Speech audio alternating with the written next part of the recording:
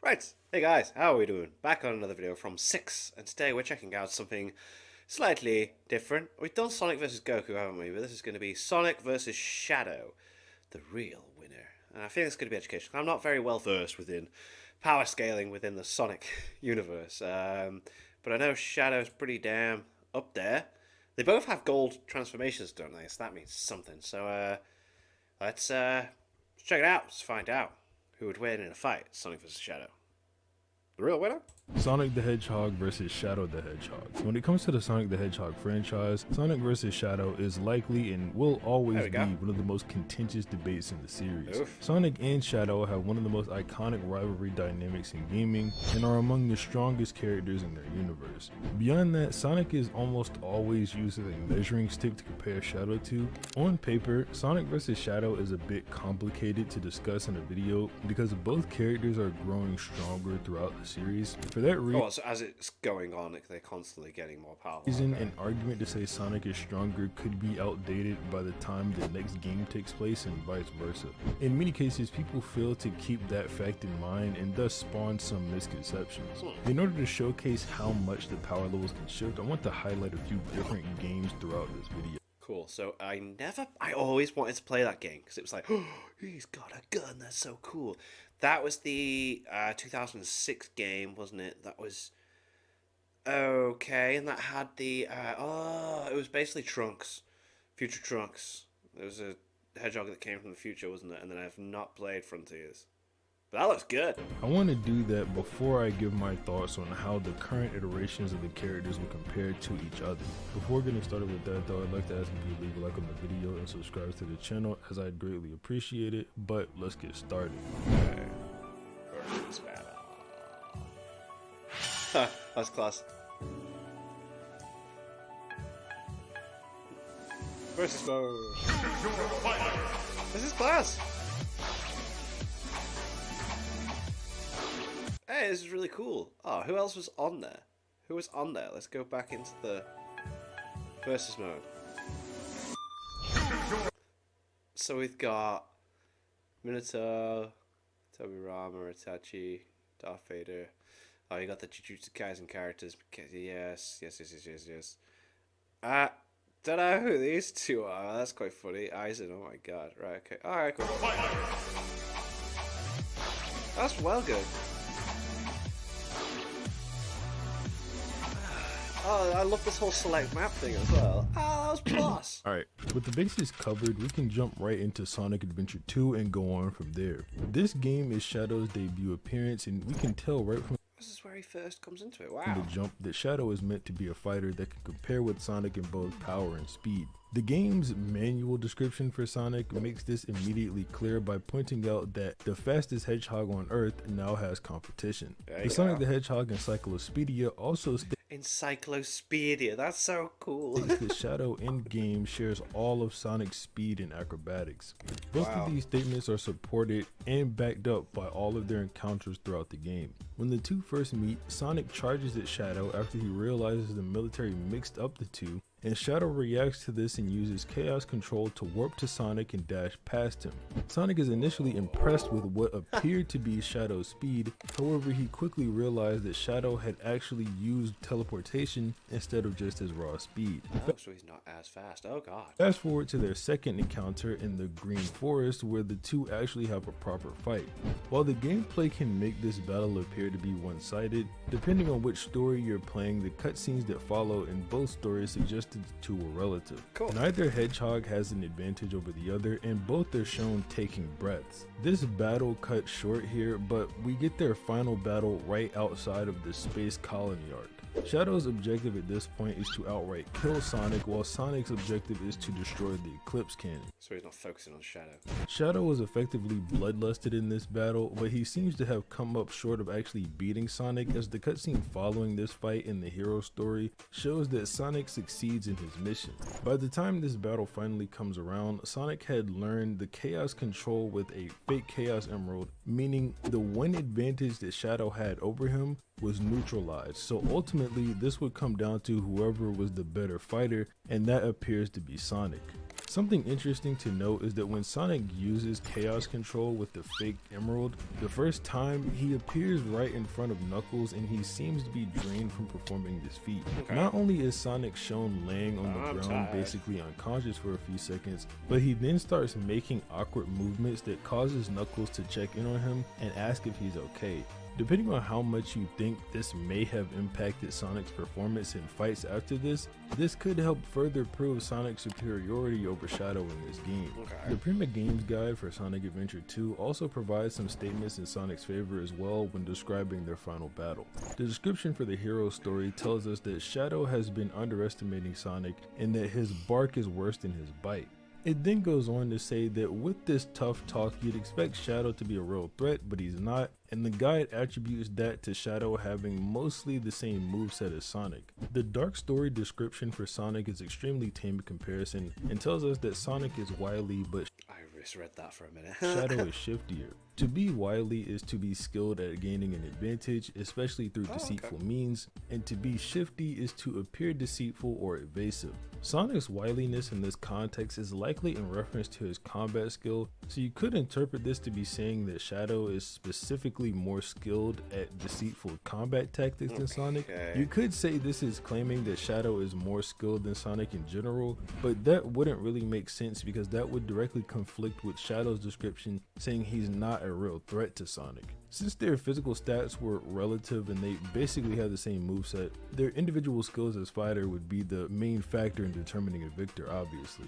Ultimately, This goes, I love Six's way of approaching these videos so good. He goes into so much detail. with all facts considered, we know Shadow can offer a decent fight, but Sonic is his superior when push comes to shove.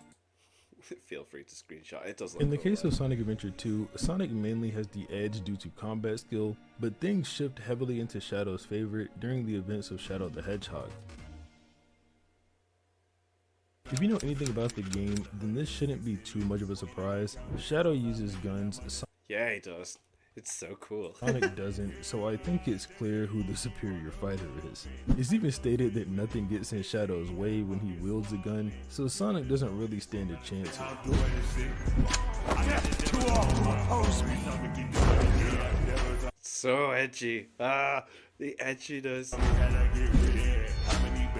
No, but jokes aside, unlike most other Sonic titles, this game has multiple endings and hundreds of different gameplay It does. Oh, it was Super Best Friends Play. I'm sure they did a series of this where they tried to get through all the different endings. sequences based on how you play the game. These endings and sequences based on if you choose to follow the dark Like, be good or bad. hero or neutral routes for different missions throughout the game. The dark route choices usually involve helping the Black Arms in their invasion of Earth and helping Eggman with his own schemes. The hero route normally involves helping Gun, Sonic, and his friends fight back against the alien invaders, and the neutral route has Shadow basically ignore both sides and do his own Just be his own hedgehog. thing by collecting the Chaos Emeralds for himself. The manual for this game reinforces the notion that Shadow is a rival to Sonic in speed, but still declares that Sonic is the fastest supersonic hedgehog and that his speed is Second to none. second to none, meaning that he should be That was a GameCube game, man, back in the day. a little bit faster at the very least. Shadow the Hedgehog has 10 endings based on the Damn, that's a lot. 5 routes you can follow throughout your gameplay, which all need to be beaten in order to unlock the true ending. The 5 routes are the true dark route, the neutral route, the hero route, and the true hero route. And for each route, there's a hero mission and dark missions that determines which boss you fight. Of the main 10 endings, there are 3 that have Shadow face off against Sonic and a mech known as Diabolon. Shadow's moves can vary depending on the route, but in all 3 scenarios, Shadow is able to beat Sonic and the Diabolon at the same time. You could try and dismiss this by saying Sonic could be holding back, which may be true, but Sonic eventually makes a statement talking about how playtime is over in the middle of the fight, which would suggest he wouldn't hold back from that point No, Sonic's got a gun now as well. onward. The remaining 7 points aren't too important for this discussion, and while the true ending doesn't explicitly follow any of the routes, I think it should be some variant of the Dark route or True Hero route, since those are the only routes in the game where Shadow ends up on the Black Comet to collect the last Chaos Emerald. This is important because the last story, which covers the true ending, has Shadow on the Black Comet collecting the last Chaos Emerald as well. If Shadow were to make a choice in favor of the Dark mission for either of those two endings, he fights and defeats Sonic and Diablon.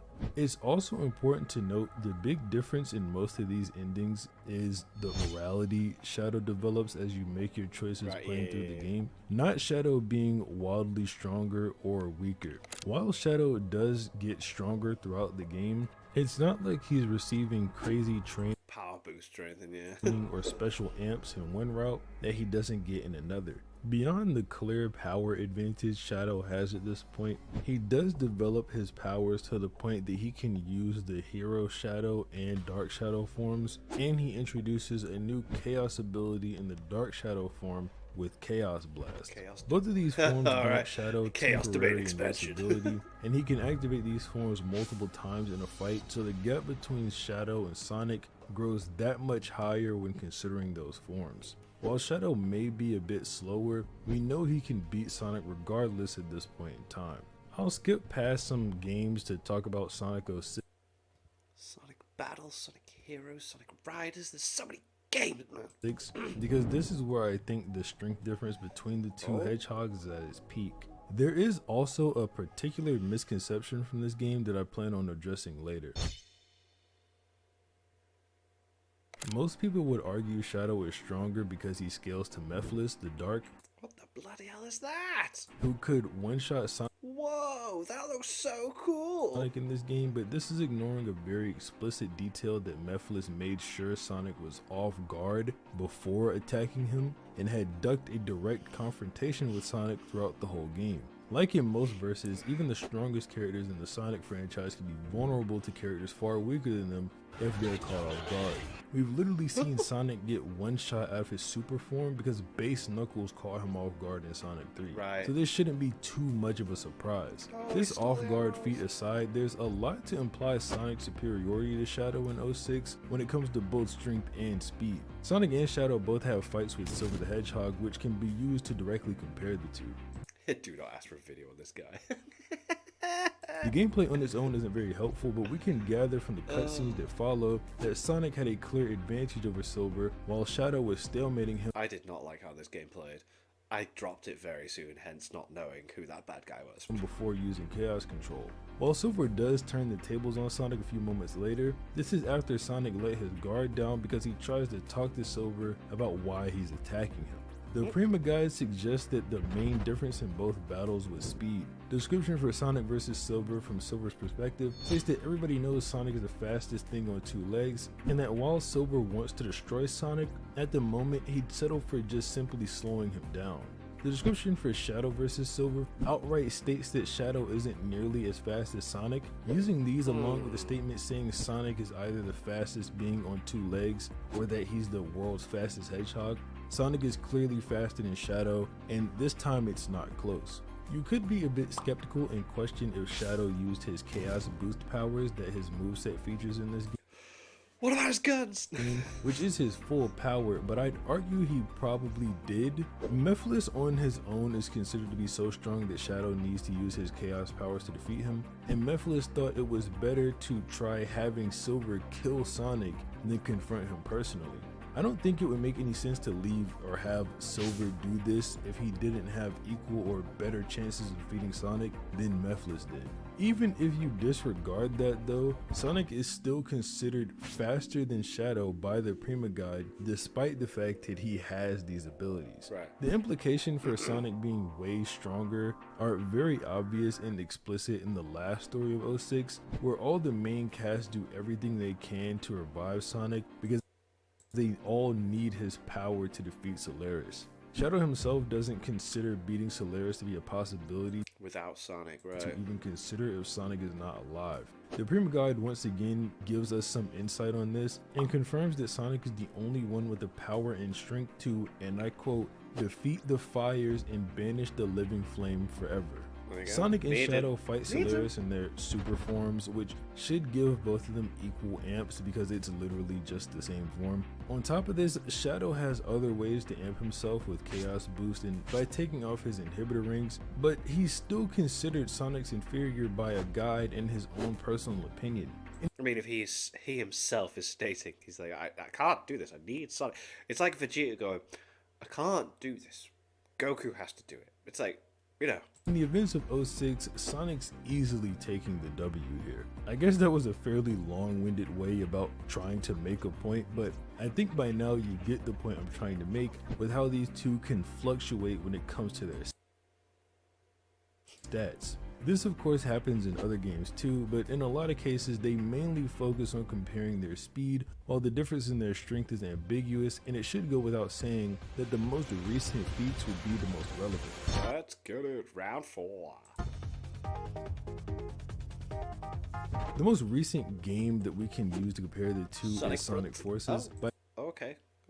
I didn't know this was a by thing. gauging how the two Hedgehog compare to Infinite. Before his What was that? rebirth, Infinite gets Wow, that looks awesome. absolutely embarrassed by Shadow, but comes to view him as his inferior after merging with the Phantom Ruby Of course. prototype. After talking down on Shadow in their reunion, he flexes the fact that Sonic wouldn't be able to stop him with his new unrivaled strength and leave Shadow. In the manual for Forces, it stated that there was no one left to stop Eggman's takeover of the planet after Sonic was defeated by Infinite. So with that context in mind, and Infinite's fixation on strength because of Shadow, I think bringing up Sonic the way he did is meant to imply that Sonic is stronger than Shadow. Sonic is a similar portrayal as he did in 06, where the main cast can't defeat the big bad without him. Yeah. For the most part of the story, Sonic's friends and their allies struggle to make any progress when defeating Eggman before Sonic is freed from the Death Egg. It should also be noted that Eggman specifically wanted to remove Sonic out of the picture before his takeover and doesn't express any concerns for Shadow at any point in time. Even when Infinite defeated Sonic the second time, Eggman considered it very concerning that Infinite allowed him to survive even though they've let the rest of Sonic's friends survive for months. Yeah, right, okay. So it's like, I'm fine with all them being alive. Like, they are not the problem. While there's some other minor points here and there, I think the last major point that supports this is the fact that Sonic claims to be in a class all his own in response to Infinite saying he'll show Sonic how outclassed he is. Sonic had not seen Infinite at his full strength at this point, but he should be aware of how powerful his allies are, which would include Yeah, Shadow as well, yeah. He knows how strong his allies are, yeah. Shadow. Some like to argue that Shadow is stronger in Forces because they think that Sonic cowered before a clone of Shadow that's equal to the original Shadow, which is just a blatant misinterpretation of what happens. Sonic confronts the clone because he It's a cuddly toy. didn't know this was a clone at the time and wanted to figure out why Shadow was working under Eggman. Instead of getting any help, Sonic confronts this alone, which would imply his confidence in taking Yeah, he feels like he can do it. down Shadow if anything. The clone doesn't talk and instead chooses to launch a kick at Sonic, which Sonic reacts to and puts his hands up to block. The real Shadow then stops time, knocks out his clone with a kick, and then explains some information to Sonic. This isn't a scene of Sonic being pressed, he's simply trying to block an attack. This is the most recent time they can easily be compared in the games, and we probably won't get much more information till Shadow gets a relevant role in a future game. After Sonic 06, a lot of games tend to focus on Sonic and his development and leave out most of the cast. This leaves many instances in the timeline where Sonic gets a string of really good feats that Shadow may not get any scaling to until many games down the line. Sonic Frontiers is a really good and recent example of this, since the game has Super Sonic take on a titan known as Giganto when talking about Oh, that looks awesome. how strong this titan is. The director for Frontiers tells us that we should imagine it being as powerful Kishimoto. as all the previous final bosses Supersonic had fought before. Despite being that strong, Giganto can't even damage the current Supersonic, which should showcase how strong Sonic really is by Sonic Frontiers. Damn. At this point in the video, I want to address a few misconceptions surrounding the topic that have been quite prominent from what I've been able to gather. This first one and popular Shadow argument is that since Sonic and Shadow are often relative base to base, Shadow would beat him more often than not due to his array of chaos abilities. Okay. The logic itself isn't bad or anything. In fact, I think it's a fairly reasonable conclusion, but my issue with this is that Shadow does not utilize his chaos abilities to the most lethal extent in character. Shadow can slow down time around his opponents, freeze them in time completely, or attack using spatial distortion. That's cool. I didn't realize he could, like, stop time. But these are rarely used in any crazy extent in a Surely being able to stop time is very, very useful against someone that's really, really fast. fight. In theory, Shadow should be able to freeze time and brutalize Sonic Yeah. while he's immobile and take the W from there, but the only chaos ability he's ever spammed consistently in a fight is his teleportation. If Shadow really wanted to, he could have used a crazy lethal strategy to fight Sonic in Adventure 2, where we know he wanted to kill Sonic, but he doesn't. It's also important to note that Sonic has gone even with or beaten Shadow despite these abilities, and that Sonic has his own abilities that can be just as, if not more deadly than Shadow's. Right. Sonic can manipulate time, even without chaos Oh, I don't know. Sonic could stop time. What? control, with the ability aptly named Time Stop. He can slow time down with Time Break, and has other weird abilities like Ring Time, which lets Sonic turn enemies into rings, which Shadow has absolutely no way to counter that That's so bizarre, but what? we know of. Sonic doesn't use a lot of abilities beyond their debut game, but if you were Oh, God. Oh. to grant Shadow a win condition by assuming he'll immediately use the most broken abilities in the most lethal way possible, then you should also consider that you could do the same exact thing for Sonic. So now what? The next point kind of ties back to the previous one, but there's enough of a distinction made where I think it'd be fine if I separated them. Another common point made in the favor of Shadow is that if he's relative to Sonic stat-wise, then he could always take off his inhibitor rings and take down Sonic with a power-up greater than 2 Chaos Emerald boost. This goes back to 06, where Shadow took off his rings to destroy Mephiles and his army of clones that he made in their final encounter. People argue this boost is greater than the boost of 2 Chaos Emeralds would grant because Mephiles is shown waving around 2 emeralds as he creates his clones. The Prima Guide contradicts this idea completely, as it tells us that Mephiles created the clones with his own power. Going off the scaling I mentioned earlier, Sonic is still considered stronger and faster than Shadow in this same game, despite potential inhibitor ring amps. You can also argue that Shadow had only used this once canonically, so he wouldn't be inclined to do it again even if it was against Sonic. You could dismiss the one-time appearance arguments by pointing out that some things would be added or removed to better the match for the gameplay vision for certain games, but this only serves as an explanation on a meta level. In-universe, the lack of usage is still canonical and would need a reasonable in-universe explanation regardless of the meta reason. Aside from the in-character argument I've been making, you could also maybe say that some abilities may no longer be accessible for one reason or another, Alright, so, like, only happens in one specific game for fun and that. but at that point those abilities aren't even relevant beyond the game they appear in. In either scenario, Sonic gets an added advantage of sharing a similar moveset to Shadow. If they use the same moves in a fight and are relative in physical stats, then Sonic's skill should give him the win like it did in Sonic Adventure 2. For the last part of this video, I want to quickly talk about the handful of forms both characters have and compare them to each other. Aside from his super form, Shadow's forms are mostly useless here. The Hero and Dark Hero forms only appear in Shadow the Hedgehog, while the Chaos boost only exists in 06, and Base Sonic by the time of 06 and beyond would have long surpassed all of them.